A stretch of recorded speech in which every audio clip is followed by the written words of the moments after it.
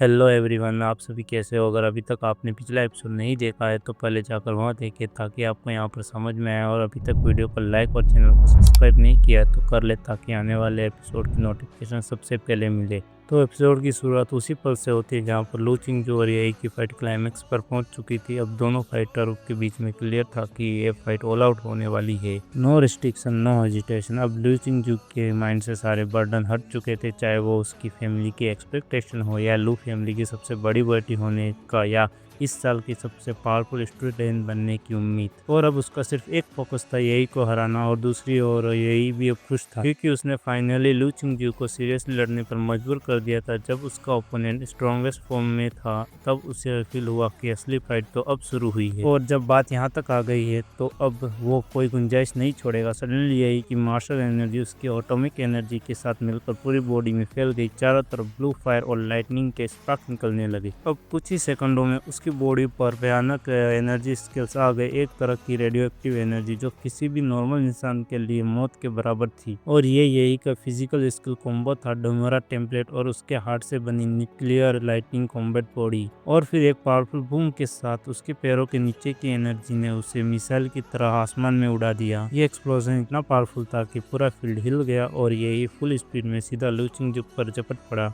लेकिन इस sudden power blast को देखने के बाद भी लू चिंगजू बिल्कुल काम रही। उसकी आंखों में एक अजीब सी ठंडक थी। फिर उसने अपने डार्क पर्ल पर विंग फड़फड़ाए जिसकी वजह से उसके आसपास की हवा एक जगह इकट्ठी होने लगी और एक भयानक तूफान में बदल गया। ये था टीयरिंग हरिकन, नीदरवर्ल्ड की एनर्जी से बना एक स्टोन जो किसी भी तरह की एनर्जी को निगल सकता था, चाहे वो फायर हो, आइस हो या एटॉमिक पावर। टीयरिंग हरिकन ने पूरे एरिना को अपनी गिरफ्त में ले लिया और उसका बेस भी टुकड़े टुकड़े होकर बिखर गया। मगर यही बिल्कुल नहीं डरा। वो बिना किसी झिझक के उस भयानक स्टोन में टेरपोडो की तरफ कूद पड़ा। और कॉन्टेक्स्ट के लिए बता दूं, किसी मार्शल आर्टिस्ट का टीयरिंग हरिकन में कूदना सुसाइड के बराबर होता है, लेकिन यही ने मौत को एक खिलौना बना दिया था। और जैसे ही वह स्टॉर्म में एंटर हुआ उसने एक अपनी सबसे डेंजरस टेक्निक एक्टिव की, एटॉमिक फिस्ट। और जैसे ही उसका पंच हवा से टकराया एक भयानक ब्लू एनर्जी का एक्सप्लोड हुआ जिसने उस स्टॉर्म को चीर दिया। और वो एक्सप्लोजन धूल और धुएं को चीरते हुए अनस्टॉपेबल स्पीड से लू चिंगजू की तरफ बढ़ा। जैसे लू चिंगजू ने देखा कि यही उसकी तरफ फुल पावर से आ रहा है तो उसने भी अपने नीदरवर्ल्ड ब्लड लाइन की एक्सप्लोसिव पावर अवेकन की और क्राइंग ऑफ द नीदरबर्ड एक्टिव किया। और उसके चेहरे पर बने अजीब से पैटर्न तुरंत रेड और येलो हो गए, बिल्कुल एक जलते हुए लोहे की तरह। लू चिंगजू ने उस दर्द को सहते हुए अपना मुंह खोला और यही की तरफ देखा। और तभी हवा में एक पावरफुल साउंड वेव गूंजी जो इतनी पावरफुल थी कि उसने हवा को ही डिस्टोर कर दिया। और यही का फिगर इन सोनिक वेव में पूरी तरह से डूब गया और उसकी बॉडी की एटॉमिक एनर्जी एक जलते हुए लो की तरफ फ्लिकर करने लगी। बात यह है कि अगर यही की वे लेजेंडरी डेमोरा ब्लड लाइन इतनी हाई लेवल की ना होती तो उसके इंटरनल ऑर्गन फट चुके होते, यानी कि सीधी मौत। लेकिन यही ऐसे मुस्कुरा रहा था जैसे वो इसे एंजॉय कर रहा हो। फिर यही कहता है, तुम्हें लगता है तुम सिर्फ चीख सकती हो। और उसकी आंखों में एक ब्लू एटॉमिक ग्लो चमकने लगी। फिर उसने अपने मुंह को खोला और उसकी रीढ़ की हड्डियों पर एटॉमिक एनर्जी एक के बाद एक ग्लो होने लगी। और जैसे ही एनर्जी ने वॉलेंट रिएक्ट किया पूरे स्टेडियम में एक स्केयर ऑरा फैल गया। हर कोई इस सीक्वेंस को जानता था, डेमोरा एटॉमिक ब्रेथ, लेकिन इस पर मैक्सिमम पावर आउटपुट पर था। लू चिंगजू ने भी इसे देख लिया था। प्रेशर तो था लेकिन वो पहले की तरह ओवरवेल्म नहीं थी। इस बार उसकी आंखों में डिटरमिनेशन था और इस मूव को पहले से वो जानती थी, इसलिए ना उसने पीछे हटने का सोचा और ना ही स्ट्रॉन्ग डिफेंस यूज किया। इसकी बजाय उसने डिसाइड किया कि वो एक ब्रूटल ऑफेंस का जवाब डिफेंस से नहीं देगी। उसने अपने मिडल और इंडेक्स फिंगर को अपने फोरहेड पर रखा और उन फिंगर की टिप पर एक ब्राइट शेड चमकने लगी। ये साफ था कि अब लू चिंगजू इस फाइट को हेड ऑन ले रही है। उसी क्षण एक popping blue atomic light beam बादलों को चीरते हुए लू चिंगजू की तरफ आ रही थी। दूसरी तरफ लू चिंगजू ने अब कोई डिफेंसिव नहीं चुना था, बल्कि उसने अपना शक्तिशाली ऑफेंसिव मूव का सहारा लिया, जेट फिंगर, जिसने नीदरवर्ल्ड ब्लड थॉर्न के पावर को कंबाइन किया। और उसने रेड डिस्ट्रक्शन एनर्जी को अपनी जेट क्लॉन्ग फिंगर पर कलेक्ट किया और सीधा एटॉमिक ब्रेथ के लाइट के कॉलम की तरफ पॉइंट कर दिया। फाइनल क्लैश शुरू हो चुका था। अब या तो एटॉमिक ब्रेथ जीतेगा या तो नीदरवर्ल्ड ब्लड थॉर्न। उन दोनों के डिस्ट्रक्टिव अटैक एक दूसरे की तरफ इतनी तेजी से बढ़ रहे थे कि एक डिस्ट्रक्टिव क्लैश होना तय था। उसी वक्त एरिना के बाहर बैठे हुए शख्स ने अपनी सांसें रोक ली थी। होस्ट ने एक्साइटली अनाउंस किया कि ये क्लैश अब दोनों वॉरियर के कंट्रोल से बाहर हो चुका है और मेयर ने इसकी सीरियसनेस को समझा और उन्होंने अपनी तरफ से मैक्सिमम मार्शल एनर्जी के साथ एरिना के बैरियर को रीइंफोर्स किया। लेकिन दूसरी तरफ मेयर काफी नाखुश दिख रहे थे, खासकर लू चिंगजियो की स्ट्रेटेजी से, जिसने अब उससे एटॉमिक ब्रेथ को ऑफेंसिव मूव से काउंटर करने की कोशिश की। मेयर की नज़र में चाहे वो यही हो या लू चिंगजियो, इनमें से किसी भी जीनियस का जख्मी होना पूरे इन सिटी और शिया किंगडम के लिए बड़ा लॉस होगा। इसलिए उन्होंने डिसाइड किया कि वो मैच तो नहीं रोकेंगे, लेकिन ये इंश्योर करेंगे कि दोनों फाइटर कोलेटरल डैमेज का शिकार ना हो। वो अपनी जेनेटिक अर्थ मैजिक एक्टिव करते हैं, डिवाइन ले लाइन वॉल। जमीन कांपने लगे और एक ही पल में 3 हेवी स्टोन वॉल मेयर की मार्शल एनर्जी से ऊपर उठी। उन्होंने एटॉमिक ब्रेथ और नीदर ब्लड थ्रोन के बीच में एक डिफेंसिव वॉल बना दी, लेकिन अगले ही पल वो वॉल टूट गई और एक डार्जलिंग कलरफुल एक्सप्लोजन पूरे एरिना में फैल गया। और जैसे ही एनर्जी ब्लास्ट ने सब कुछ निगल लिया, एग्जामिनर द्वारा बनाई गई मार्शल एनर्जी की शील्ड भी उस इम्पैक्ट के सामने टूटने लगी और पूरे स्टेडियम में धूल और धुआं भर गया। कुछ सेकंडों तक देखना नामुमकिन लग रहा था। ऑडियंस अब समझ गई थी कि अगर मेयर ने इंटरवेन नहीं किया होता तो शायद पूरा स्टेडियम इस एनर्जी क्लास का शिकार हो जाता। और अब बात करते हैं मेयर की, तो वो बस एक सीरियस और भारी चेहरे के साथ धुएं और उसे भरे एरिना को देख रहे थे। हालांकि उन्होंने वक्त पर डिवाइन ले लाइन वॉल बना दी थी, लेकिन सब कुछ इतनी जल्दी हुआ कि वो वॉल दोनों तरफ के हमलों से कमजोर पड़कर टूट गई और इस तरह एटॉमिक ब्रेथ और लू चिंगजियो की नीदर वर्ल्ड ब्लड थ्रोन आपस में टकरा गई। और मेयर को आइडिया था कि अगर इन दोनों में से किसी को कुछ हुआ तो पब्लिक इतना गुस्सा हो जाएगी कि उन्हें अपनी मेयर की कुर्सी छोड़नी पड़ेगी, क्योंकि शिया किंगडम में मार्शल आर्ट जीनियस किसी टॉप सेलिब्रिटी से कम नहीं। अब वापस हम एरिना में आते, जहां धुएं और राख के बीच एक पतला सा हाथ निकल रहा था जो ताजा खून से टपक रहा था। ऑडियंस सोच रही थी कि ये किसका हाथ है। फिर हमें पता चलता है कि ये लू चिंगजियो का हाथ है, जिसका पूरा लेफ्ट आर्म जल चुका है और पूरी तरह से जख्मी है। वो जमीन पर ढेर हो गई और उसके विंग्स भी जल कर खत्म हो चुके हैं और उसका मैजिकल बेस ट्रू फॉर्म की मार्शल पावर पूरी तरह से डिस्ट्रॉय हो चुकी है। यानी फिलहाल के लिए वो दोबारा ट्रांसफॉर्म नहीं हो सकती। इतनी बुरी हालत होने के बावजूद भी लू चिंगजियो हार मानने के लिए तैयार नहीं थी और वो फिर उठने की कोशिश करती है, लेकिन तभी वहाँ पर धुएं और राख में से एक फिगर बाहर निकलता है जो उसके सामने आकर खड़ा हो जाता है और उसकी झुकी हुई हालत पर शैडो करता है और कहता है कि अगर तुमने अपने अंदर की न्यूक्लियर रेडियोएक्टिव को जल्दी नहीं हटाया तो तुम फ्यूचर में पूरी तरह से क्रिपल हो जाओगी। लू चिंगजियो थोड़ी देर खामोश रही और उसे अभी भी याद था कि उसका अटैक सीधा यहीं पर था, तो वो इतनी आसानी से कैसे बच गया। थोड़ी देर खामोश रहने के बाद लू चिंगजियो ने पूछा, तुमने मुझे इतने सीरियस लड़ने पर मजबूर क्यों किया? मैं वैसे भी इतना लड़ना नहीं चाहती थी। और यही ने सीधा उसकी आंखों में देखा और कहा, तुम सच में मुझसे लड़ना नहीं चाहती थी या फिर बस इसलिए कर रही हो कि तुम अपनी कॉम्पिटिटिव स्पिरिट को एक्सेप्ट नहीं करना चाहती थी? फिर भी तुम मुझसे जीतना चाहती थी, मैं तुम्हारी आंखों में साफ फील कर सकता हूँ। और लू चिंगजियो इन बातों पर खामोश रही, लेकिन जब उसने अपने मूव्स और इमोशन को याद किया तो उसे रियलाइज हुआ कि वो सच कह रहा है। वो सच में उसे हराना चाहती थी, इसलिए उसने अपना स्ट्रॉन्गेस्ट अटैक यूज किया था। फिर उसने सोचा, मुझे क्या हो रहा है? जो लड़ने से नफरत करती थी, जो जल्दी हारना चाहती थी, वो आज अपने लिए लड़ रही थी और किसी और के लिए नहीं। उसके इसी थॉट के बीच सडनली यही ने उसके शोल्डर को टच किया, जो अनएक्सपेक्टेड टच से लू चिंगजियो एक चेरी टोमेटो की तरह लाल हो गई। फिर उसने बताया कि तुम क्यों हारी। फाइट के दौरान तुम्हारे मन में बहुत सारे डिस्ट्रक्टिव थॉट्स थे और पावरफुल ओपोनेंट के खिलाफ हारने की है हमेशा यही वजह रहती है। इसके बाद यही ने उसकी बॉडी से सारी न्यूक्लियर रेडिएशन एब्जॉर्ब कर ली और वो खड़ा हो गया। और लू चिंगजियो अब कंफ्यूजन में अपने ठीक हुए हाथ को देख रही थी, जबकि यही ने कैजुअली कहा कि तुम अब तक मेरी सबसे स्ट्रॉन्गेस्ट ओपोनेंट रही हो। अगली बार अगर किस्मत ने हमें मिलाया तो शुरुआत से ही तुम अपनी पूरी जान लगा देना ताकि हमारी फाइट बिल्कुल प्योर हो। ये सुनकर लू चिंगजियो ब्लश और डीप में हो गई। उस पर लू चिंगजियो ने यही को बिल्कुल अलग नजर से देखा और अब एरिना में धूल और धुआं हट चुका था और सारे कैमरा दोबारा एरिना के सेंटर पर फोकस हुए, जहाँ पर यही बहुत ही प्राउडली खड़ा था। और रेफरी ने थोड़ी देर वेट किया, फिर लू चिंगजियो की कंडीशन देखने के बाद उसने ऑफिशियली अनाउंस किया कि यही विनर है और इसी के साथ सेमीफाइनल का पहला मैच खत्म हुआ। इसके बाद मैच में चूजा बिना किसी सस्पेंस के जीत गया और वो फाइनल में यही के सामने खड़ा होगा।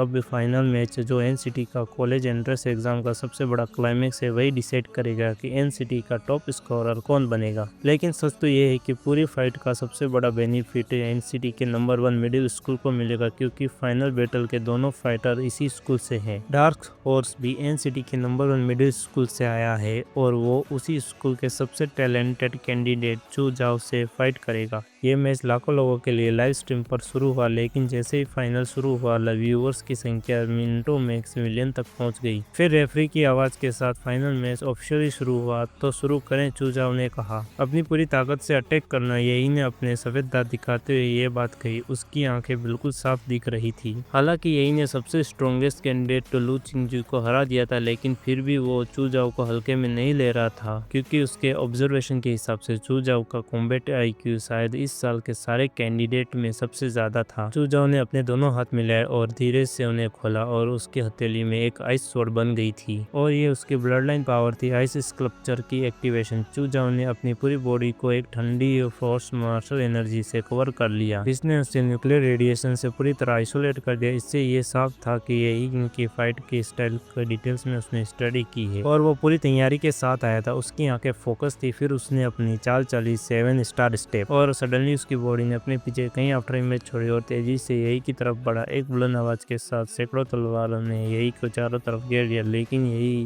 बस खड़ा था और ना कोई डर ना कोई घबराहट। वो असली चू जाओ को पहचानने में कोई जल्दीबाजी नहीं कर रहा था। उसके पास अनगिनत लीजन क्लोन को तोड़ने का अपना अलग ही तरीका था। एक्सप्लोजिव फिस्ट, यही ने अपनी पूरी ताकत से जमीन पर पंच मारा। जमीन कांप उठी और ब्लू एनर्जी का एक एक्सप्लोजन पूरे फील्ड में गूंज उठा और उसके चारों तरफ 10 मीटर के रेडिएशन न्यूक्लियर एनर्जी से भर गया। चू जाओ के पीछे हटना पड़ा। यही इतना लेजी था कि उसने मेन बॉडी को ढूंढने की मेहनत ही नहीं की। उसने एक ऐसा अटैक किया जिससे सारे क्लोन एक साथ खत्म हो गए। फिर चू जाओ ने चारों तरफ देखा। पूरा एरिना ऐसा दिख रहा था जैसे किसी कैनन से बुलेट फायर की गई हो। वो दंग रह गया। यही की डिफेंसिव एबिलिटी के साथ उसे क्लोज कॉम्बैट में हराना नामुमकिन था। ये सोचते हुए उसने खुद से पूछा, क्या सच में ऐसा कोई वॉरियर है जो इसके सामने फेस टू फेस लड़ सके। यहाँ तक कि शेन गुआन ने भी, जो एक मॉन्स्टर था और क्यूनफिंग प्राइवेट हाई स्कूल की फिजिकल स्ट्रेंथ पर डोमिनेट करता, उसने भी यही के ब्लड लाइन की अवेकनिंग के सामने हार मान ली थी। और अब चू जाओ ने डिसाइड किया था कि वो इससे दूर रहेगा और लॉन्ग रेंज अटैक से इसकी एनर्जी खत्म करेगा। इसलिए उसने आइस एलिमेंट ड्रैगन की ब्लड लाइन अवेकनिंग एक्टिव की, जिसने चू जाओ को बर्फ जैसे क्रिस्टल क्लियर ड्रैगन स्केल दिए और उसकी आंखें गोल्डन वर्टिकल पीपल्स में बदल गई। उसके सर पर एक सिंग निकल आया और पूरी तरह से अवेकन होकर चू जाओ ने एक स्किल को एक्टिव किया, आइस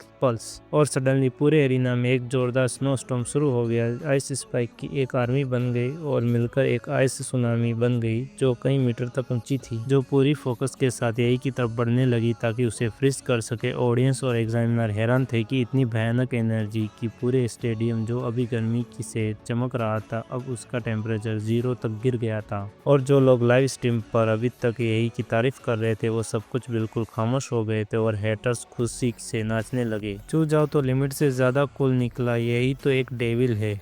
और चू जाओ की सांसें भी थोड़ी भारी होने लगी थी। इतनी इंटेंस एनर्जी उसकी बॉडी को इफेक्ट कर रही थी, मगर फिर भी वो रिलैक्स नहीं हुआ। वो जानता था यही उनमें से नहीं जो इतनी आसानी से हार जाए। और फिर लाइव स्ट्रीम पर कमेंट का तूफान शुरू हो गया, क्योंकि उस टाइम जब आइस बॉक्स पिघल रहा था, वो सबने देखा कि यही का मुंह खुला था। उसमें से एक ब्लू एटॉमिक लाइट निकल रही थी। एक डिस्ट्रक्टिव एटॉमिक ब्रेथ उसके गले में तैयार हो रही थी और तभी एक ब्राइट ब्लू एनर्जी बीम सीधा चू जाओ की तरफ गई और चू जाओ की आंख फटी की फटी रह गई। ये कैसे पॉसिबल है? इतनी मोटी बर्फ इतनी जल्दी कैसे तोड़ सकता है? और चू जाओ ने तुरंत खुद को पीछे धकेला और ग्राउंड को मैनिपुलेट करके उसने एक आइस शेड खड़ा कर दिया, एक बैरियर की तरह। यही का ब्लू एनर्जी बीम सीधा उस मोटी बर्फ से टकराया और फिर वहाँ पे एक भयानक एक्सप्लोजन हुआ। लेकिन शुक्र है उसने एटॉमिक ब्रेथ सिर्फ आइस बॉक्स से बाहर निकलने के लिए यूज की थी, इसलिए इसकी इंटेंसिटी पहले जितनी स्ट्रॉन्ग नहीं थी। जैसे ही बर्फ पिघलता है। उसकी बॉडी की हॉट एनर्जी उस बर्फ को स्टीम में बदल रही थी। उसने एक कदम आगे बढ़ाया।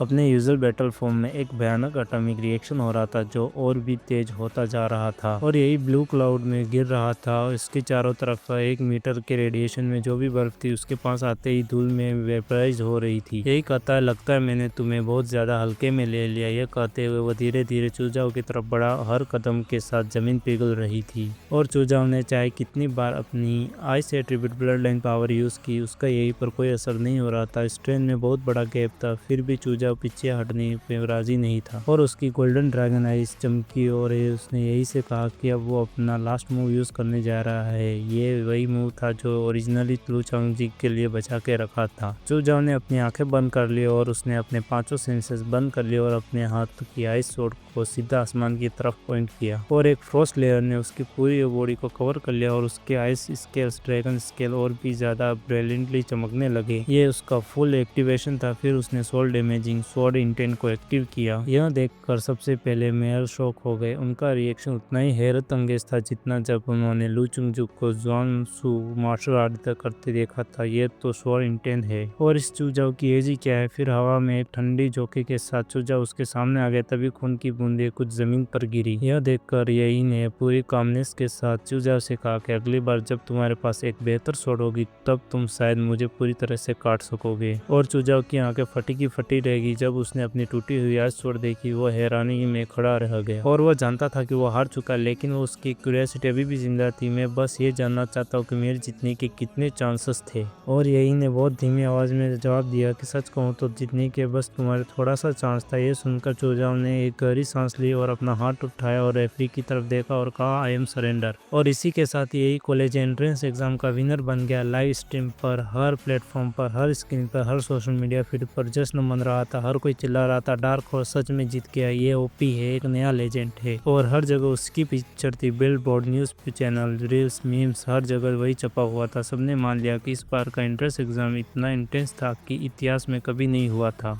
और यही जो इनमें से निकल कर विनर बना वो सबसे स्ट्रॉन्गेस्ट और डिजर्विंग नंबर 1 स्कोरर बन चुका है। और ऑडियंस अभी भी उसका नाम चिल्ला रही थी। जब मेयर खुद स्टेज पर आए और उसके साथ आके खड़े हो गए, होस्ट ने माइक पकड़ा और बड़े ड्रामेटिक तरीके से कहा कि 3 दिन के खून पसीने के बाद एनसीटी के कॉलेज एंट्रेंस एग्जाम का टॉप स्कोरर हमारे सामने है और वो एनसीटी के नंबर 1 मिडिल स्कूल का स्टूडेंट है। होस्ट ने पूछा, मैंने सुना है कि तुमने पीछे से सबको कैचअप किया और वक्त के साथ अपनी ताकत को इकट्ठा किया और अब जब तुम टॉप पर हो तो तुम कुछ कहना चाहोगे। यही कुछ सेकंड तक चुप रहा। फिर उसने अपने मन में सोचा, ये होस्ट बड़ा कल्चर है। उसने चीटिंग को भी इतने रिस्पेक्ट से कहा और फिर वो मुस्कुराया और जवाब दिया, सबसे पहले मैं अपने टीचर को थैंक यू बोलना चाहता हूँ। जब मैं बॉटम पर था उन्होंने मुझे हिम्मत और उम्मीद दी और उन्होंने मुझे लड़ने की ताकत दी। उसी वक्त कहीं और हेड टीचर जो लाइव ब्रॉडकास्ट पर उसकी स्पीच देख रहे थे इमोशनल होकर रोने लगे। मैं इस तारीफ के लायक नहीं हूँ, मैंने उसे बहुत लेट नोटिस किया, ये मेरी बहुत बड़ी गलती है। जैसे ही कुछ यही कहने वाला था, एक दुबला पतला मिडिल एज का आदमी ऑडियंस में हाथ लहराते हुए स्टेज की तरफ आया। यही ने उसे देखा और थोड़ा वरीड हुआ। फिर आदमी ने अपने दोनों हाथ उठाए और उसने 2 और 0 का साइन बनाया, यानी कि 2 मिलियन। उसके लिप सिंक से सब पता चल रहा था कि वो अनसिटी के नंबर 1 मिडिल स्कूल का प्रिंसिपल है